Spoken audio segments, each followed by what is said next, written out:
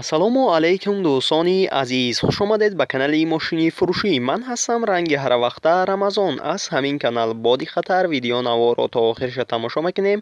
Бо хабар мешавем аз нархҳои мошинҳои фурӯшие ки дар Тоҷикистон мебошад. мошинҳо аз ВАЗ 2106 сар шудагӣ то Toyota RAV4 мебошад ки мошинҳои шумо мекуфтем дар ҳамин ҷамъ ҳастад. курси имрӯза 1000 рубл баробар аст ба 156 сомонӣ. касоне ки дар канали мо обуна шидагӣ нестед, то ҳозира обуна шавад, дар видео лайка биҷиха. мо мегзарем ба мошинҳои фурӯшие ки шумо бисёртар интизорашон ҳастед.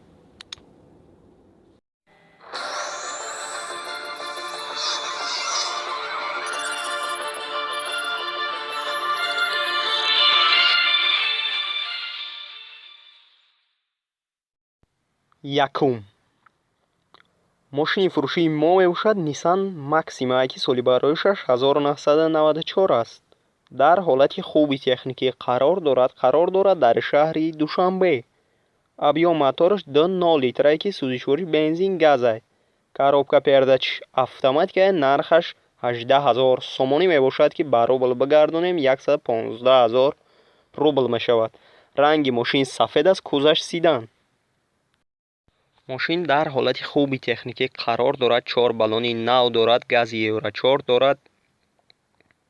краскаш нав мебошад. агар харидори аниқ бошед, марҳамат, рақамҳояшон дар рӯи экрани шумо метавонед муроҷиат кунед ва маълумоти пурраро дарёфт кунед. дуюм Daewoo Leganza соли бароишаш 1999 мебошад ки дар ҳолати хуби техникӣ қарор дорад дар Панҷакент. объём мотораш 1.8 литрае ки сӯзишворӣ бензин газ аст. коробка передачи механикае. нархаш 14000 сомонӣ мебошад ки ба рубл бигардонем 89000 рубл мешавад. агар харидори аниқ бошед, марҳамат, рақамҳояшон дар рӯи экрани шумо метавонед муроҷиат кунед ва маълумоти пурраро дарёфт кунед. сеюм ВАЗ 2109 соли бароишаш 1996 мебошад ки дар ҳолати хуби техникӣ қарор дорад дар шаҳри Душанбе. объём мотораш 1.5 литрае ки сӯзишворӣ бензин аст. коробка передачи механикае. нархаш 10000 сомонӣ мебошад ки ба рубл бигардонем 63000 рубл мешавад. мошин дар ҳолати миёна қарор дорад. агар харидори аниқ бошед, марҳамат, рақамҳояшон дар рӯи экрани шумо метавонед муроҷиат кунед ва маълумоти пурраро дарёфт кунед. чорум ВАЗ 2114 соли бароишаш 2004 аст. дар ҳолати нормалӣ қарор дорад дар Норак. объём мотораш 1.7 литрае ки сӯзишворӣ бензин аст. коробка передачи механикае. нархаш 20000 сомонӣ мебошад ки ба рубл бигардонем 127000 рубл мешавад. ранги мошин сервисия, кузаш хачбек.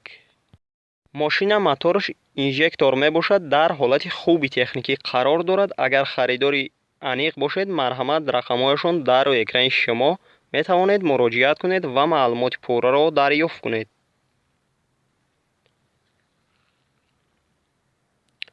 панҷум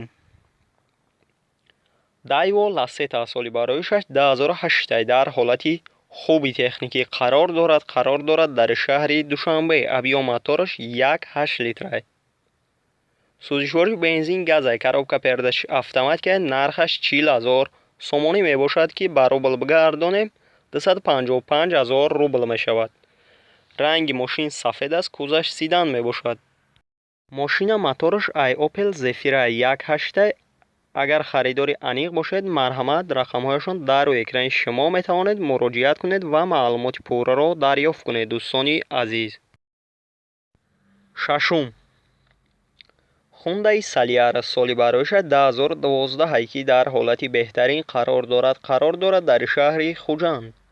объём мотораш 1.6 литрае ки сӯзишворӣ бензин газ аст. коробка передачи автоматикае. нархаш 85000 сомонӣ мебошад ки ба рубл бигардонем 543000 рубл мешавад. ранги мошин сафед аст, кузаш сидан мебошад. мошин 100% ягон камбудӣ надорад. ҳамаи наворотда дорад. растамошка кардагӣ нест. агар харидори конкрет набошед, срочно фурӯхта мешавад. боз савдо карда мешавад дар пеши мошин. рақамҳояшон дар рӯи экрани шумо метавонед муроҷиат кунед ва маълумоти пурраро дарёфт кунед. ҳафтум, Toyota RAV4 соли бароишаш 2019 ки дар ҳолати беҳтарин қарор дорад дар шаҳри Душанбе. объём мотораш 2.5 литраки сӯзишвориш бензинай. коробка передач автоматикай. нархаш 335 000 сомонӣ мебошад ки пробегаш 8000 километр аст. ранги мошин сафед аст. агар харидори конкрет набошед, рақамҳояшон дар рӯи экрани шумо метавонед муроҷиат кунед ва маълумоти пурраро дарёфт кунед. ҳаштум, ВАЗ 2106 соли бароишаш 1983 мебошад ки дар ҳолати нормалӣ қарор дорад дар панҷакенда. объём мотораш 1.6 литраки сӯзишвориш бензинай. коробка передач механикай. нархаш 6000 сомонӣ мебошад ки ба рубл бигардонем 38000 рубл мешавад. ранги мошин сирх аст. кузаш седан мебошад. мошин фавран фурӯхта мешавад ки дар ҳолати хуби техникӣ қарор дорад. агар харидори аниқ бошед, марҳамат, рақамҳояшон дар рӯи экрани шумо метавонед муроҷиат кунед ва маълумоти пурраро дарёфт кунед. нӯҳум, Opel Hatchback соли бароишаш 1995 мебошад ки дар ҳолати беҳтарин қарор дорад дар шаҳри Душанбе. объём мотораш 1.6 литраки сӯзишворӣ бензин газай. коробка передач механикай. нархаш 25 000 сомонӣ мебошад ки ба рубл бигардонем 159 000 рубл мешавад. ранги мошин сирхай. мошин срочно фурӯхта мешавад ки ягон камбудӣ надорад. агар харидори аниқ бошед, марҳамат, рақамҳояшон дар рӯи экрани шумо метавонед муроҷиат кунед ва маълумоти пурраро дарёфт кунед. даҳум, Hyundai Veloster соли бароишаш 2013 дар ҳолати беҳтарин қарор дорад дар шаҳри Душанбе. объём мотораш 1.6 литраки сӯзишвориш бензинай. коробка передач автоматикай. нархаш 125 000 сомонӣ мебошад ки пробегаш 49 000 километр аст. мошин бе проблема, ягон камбудӣ надорад. старт стоп, кожни салон, климат контрол мебошад. ҳамаи навороташ кор мекунад. агар харидори аниқ бошед, марҳамат, рақамҳояшон дар рӯи экрани шумо метавонед муроҷиат кунед ва маълумоти пурраро дарёфт кунед. ва мо мегзарем ба дигар мошини фурӯшие ки шумо бисёртар интизорашон ҳастед.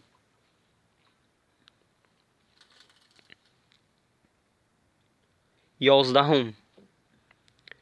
Opel Astra G соли бароишаш 1998 дар ҳолати хуби техникӣ қарор дорад дар шаҳри Душанбе. объём мотораш 1.6 литраки сӯзишвориш бензин газай. коробка передач механикай. нархаш 33 500 сомонӣ мебошад ки ба рубл бигардонем 214 000 рубл мешавад. ранги мошин сафед аст. кузаш универсал мебошад. мошин яксола ҳуҷҷат дорад. мотораш простой мебошад. агар харидори аниқ бошед, марҳамат, рақамҳояшон дар рӯи экрани шумо метавонед муроҷиат кунед ва маълумоти пурраро дарёфт кунед. 12. Chrysler 300 соли бароишаш 2007 дар ҳолати беҳтарин қарор дорад дар шаҳри Душанбе. объём мотораш 2.7 литраки сӯзишвориш бензинай. коробка передач автоматикай. нархаш 53 000 сомонӣ мебошад ки ба рубл бигардонем 338 000 рубл мешавад. пробегаш 130 000 километр аст ки ранги мошин сафед аст. кузаш седан. мошин ягон камбудӣ надорад. срочно фурӯхта мешавад. агар харидори аниқ бошед, марҳамат, рақамҳояшон дар рӯи экрани шумо метавонед муроҷиат кунед ва маълумоти пурраро дарёфт кунед. 13. Kia Rio соли бароишаш 2000 сол мебошад ки дар ҳолати хуби техникӣ қарор дорад дар шаҳри Душанбе. объём мотораш 1.5 литраки сӯзишвориш бензинай. коробка передач механикай. нархаш 17 000 сомонӣ мебошад ки ба рубл бигардонем 108 000 рубл мешавад. ранги мошин сирх аст. кузаш седан мебошад. мошина документош то моҳи сентябр мебошад ки кондиционер هم دارد. اگر خریداری انیق باشد رقمهایشان در روی اکران شما می توانید مراجعت کنید و معلومات پوره را دریافت کنید. دوستان عزیز، ویدیو نواری ما با آخر می رسد. در همین جا خیر تا ویدیو دیگر. سربلند و خانه آباد باشید.